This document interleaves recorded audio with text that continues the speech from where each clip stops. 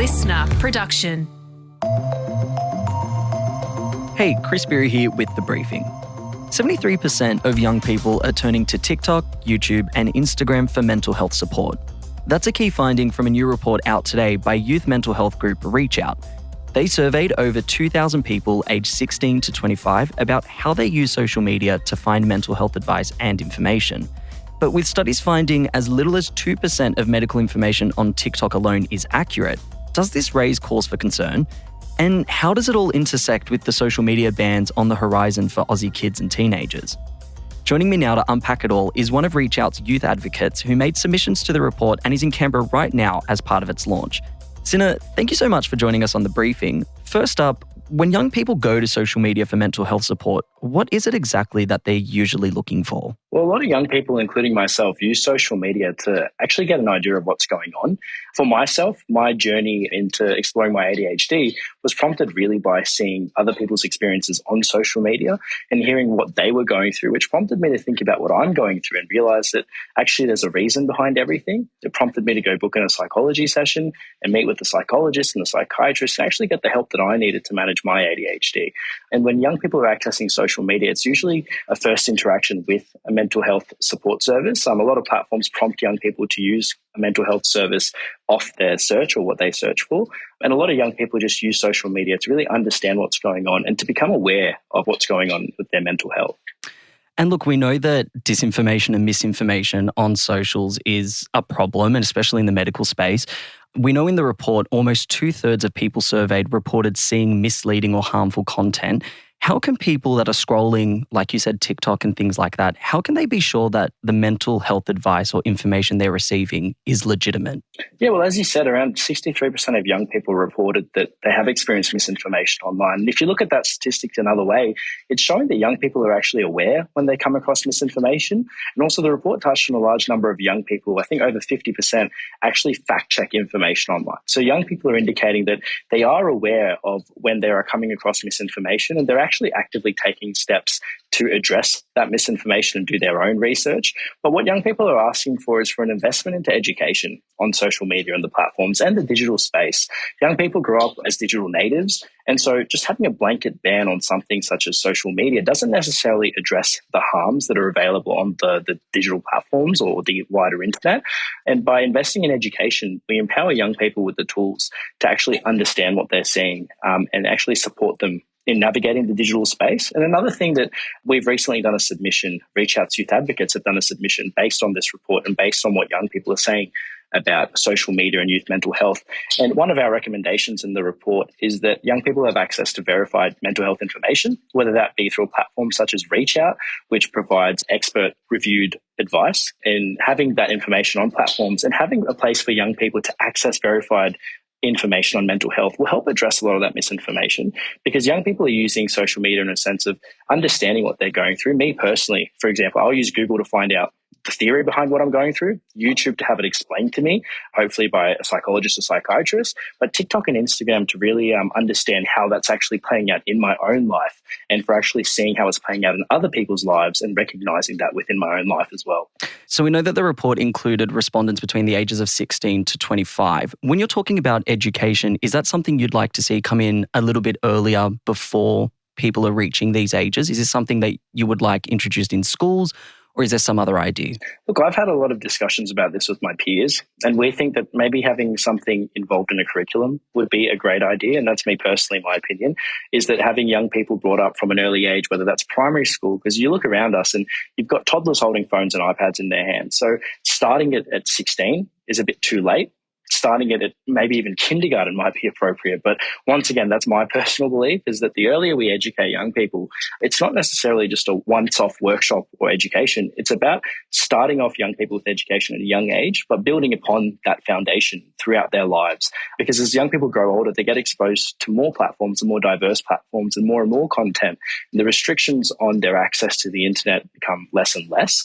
And so empowering young people with the education to navigate through that increased freedom and the wider internet landscape can be a step in rectifying a lot of the issues we experience. And that's why we think that a ban on social media doesn't actually address any of the harms. It's an investment in education. It's pushing platforms to regulate their content a bit more, verify the age of young people before they allow them on the platform, that are actually the steps required to reform rather than just blanketly banning something that young people can often get around. In terms of the transparency of creators, like when I scroll my TikTok and Instagram Reels and whatever, there's a lot of people who are in their username, they're purporting to be doctors, they're purporting to be health experts. Is there any specific strategy around combating people who are posing as medical professionals who just might not be? If we had a way to identify what is verified information, whether it's when you come across a post from an organization such as ReachOut, it comes up with a notification saying that this is verified by mental health professionals. The blue tick on Twitter has now confused a lot of people on what is legitimate and what is not legitimate. So having maybe a verification system, whether that's shared across platforms or whether that's platform specific, would be really helpful to really help people understand what is real and what is misinformation, what is actually opinion and what is fact. Misinformation doesn't necessarily have to be on purpose. It can be a lot of just opinions that aren't grounded in fact, but it would really help distinguish fact, statistics and evidence from opinion. And look, another finding of the report was that around 44% of respondents reported using social media as a substitute for professional help. Do you think Australia could be doing more to support young people in getting professional help when they need it? Well, of course, obviously the sector is struggling to cope with the demand that is placed on it, whether that be psychology, psychiatry, and there's a lot of costs involved. And that's why we think that having access to social media and allowing young people to access verified mental health information through social media. Look, 3 in 4 young people are accessing mental health information through social media. Now, that's a huge statistic. So social media can help fill in some of those gaps that exist within the mental health landscape where young people can't access professional support, or it might even prompt young people to access that professional support that they wouldn't have ordinarily been able to. Because professional support isn't necessarily just psychology and psychiatry. We also have a lot of options in, particularly at ReachOut. We've got things like peer chat, where young people can be connected with a peer worker who can actually use their own lived experience to empower another young person to not feel alone and also empower them with the skills and coping strategies that they've used within their own journey. And a platform like social media is a really effective way of actually funneling young people who present with a problem or are searching for a certain issue to become aware of all the services that are available that necessarily won't come about through a GP visit. Yeah, so what I'm hearing here is that there is no push to turn off the tap to social media completely. There is just this push to create a framework around it.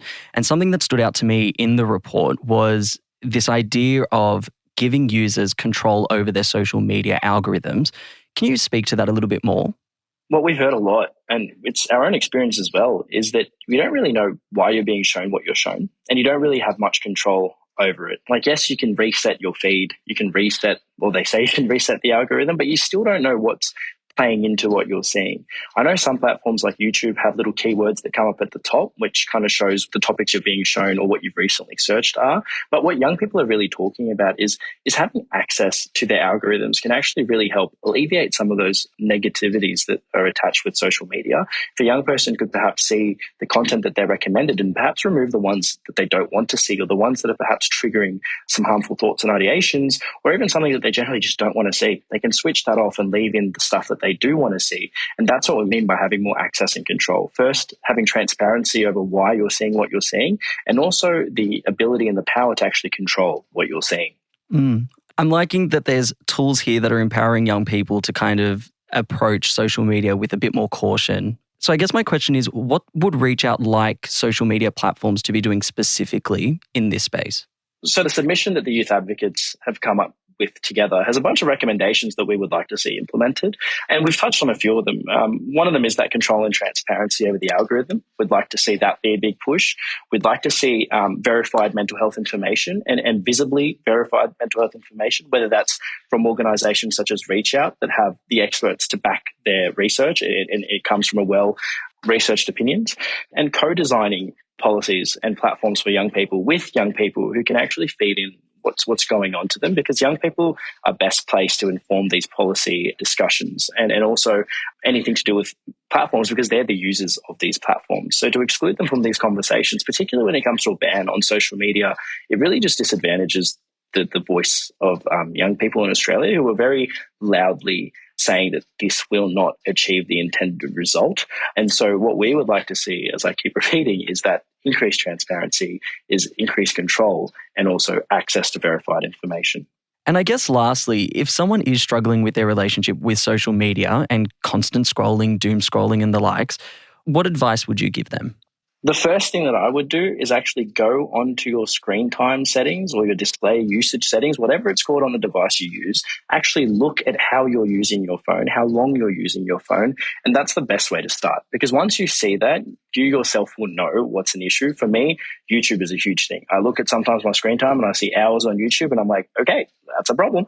I got to look into that. And I know that I got to cut back on my time. So I think if we talk about that upper age range, that upper age bracket, I think first of all, just clicking that button and taking a look at what's going on will really help inform how you react to that. Because some people might see that and be like, yeah, that's fine, I'll keep going. Or some people might see that and that might prompt that discussion within themselves. It might prompt them to be like, hang on a second, let me reconsider what I do. I've heard young people speak about, deleting TikTok because they get stuck in that doom scrolling session that goes for hours, right? And that's something our researcher Reach Out has also found young people have said. So something as simple as deleting an app that's taking too much of your time could be a solution. But once again, that just depends on each person and what they want. And as the older you get, the more that's in your control. That was Reach Out's youth advocate Sinner talking about their new report out today covering mental health and social media. That's it for this episode of The Briefing, and we'd love it if you could share it with someone who you think might enjoy it. If you want to keep up with our other content, you can check us out on Instagram at The Briefing Podcast and on TikTok and YouTube. Just search Listener Newsroom.